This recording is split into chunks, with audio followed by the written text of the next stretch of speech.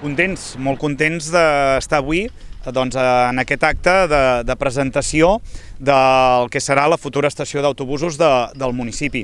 Jo crec que és un d'aquells dies que podem qualificar d'històrics pel municipi de Palamós, perquè després de molts i molts anys estar treballant i pensant i reclamant el fet de poder tenir aquesta nova estació d'autobusos que ens permetrà eliminar el trànsit d'aquests vehicles pel centre del municipi, per fi avui encetem aquest camí amb aquest inici de l'exposició pública del projecte executiu d'aquesta estació d'autobusos. Penseu una cosa, pel municipi de Palamós el fet de tenir aquesta nova estació d'autobusos serà un canvi tan substancial com quan es va obrir el vial del port, que vam poder eliminar el trànsit de camions que anava cap al port de Palamós. Per tant, pensar que tots aquests vehicles passats que ara per la seva funcionalitat han de passar pel centre del municipi, que puguin establir-se en aquesta nova ubicació, canviarà molt el trànsit i la configuració del centre, i per tant només per això ja crec que és una d'aquelles notícies que ens ha de fer alegrar a tothom.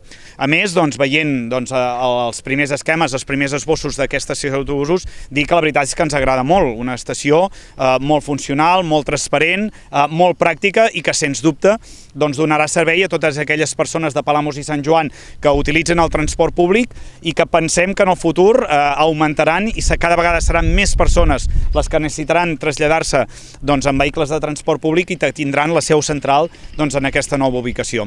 Per tant, i com a resum, contents que encetem aquest tram final de la construcció d'aquesta estació d'autobusos i esperem que ben aviat la puguem veure feta realitat i que en puguem gaudir tots plegats. Moltes gràcies. Pel Departament de la Vicepresidència és un plaer sempre venir al territori per anunciar inversions en transport públic, en infraestructures per al transport públic.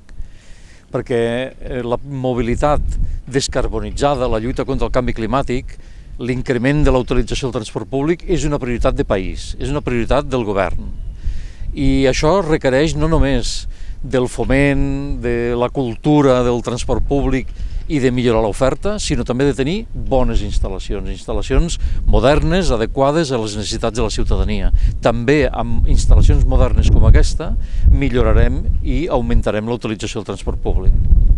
Per una altra banda, Palamós és una ciutat de referència, és una capital estratègica de les comarques gironines.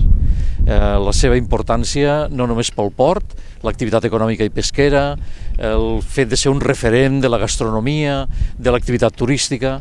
Per tant, també aquest transport públic el tenim amb una doble mirada, que és una població important, també el seu entorn, per tant, per la ciutadania de Palamós, però també perquè en la mesura del que sigui possible els visitants també puguin anar utilitzant d'una forma creixent aquest transport públic. Una vegada més, amb unes instal·lacions de qualitat, ben ubicades, amb uns bons serveis, és una bona manera de promoure aquesta utilització.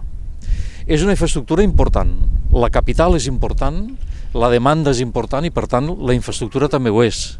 Estem sortint d'un pressupost de 2,5 milions d'euros, però que una vegada actualitzarem aquest pressupost, amb gairebé tota seguretat ens atensarem als 3 milions d'euros.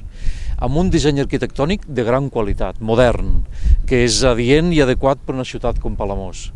I per tant, una infraestructura que ajuda a modernitzar i reforça la capitalitat de Palamós. Aquesta infraestructura, que ara tot just acabem d'iniciar l'exposició pública del projecte, pensem que podrem licitar les obres a finals d'aquest any.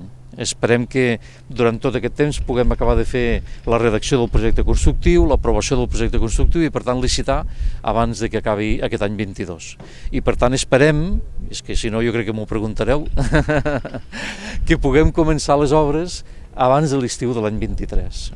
Tots aquests processos administratius són complexos i tenen tot el seu procés. Nosaltres calculem entre 5 i 6 mesos fer projecte constructiu i aprovar-lo i entre 5 i 6 mesos que aquest projecte constructiu es licitin les obres i s'acabin adjudicant les obres. Hi ha tot un procediment de garanties, de que les empreses que es presenten tenen la solvència i la qualitat tècnica, de si hi ha recursos, de si hi ha reclamacions o el que sigui. Per tant, tenim aquests terminis que és difícil d'escurçar.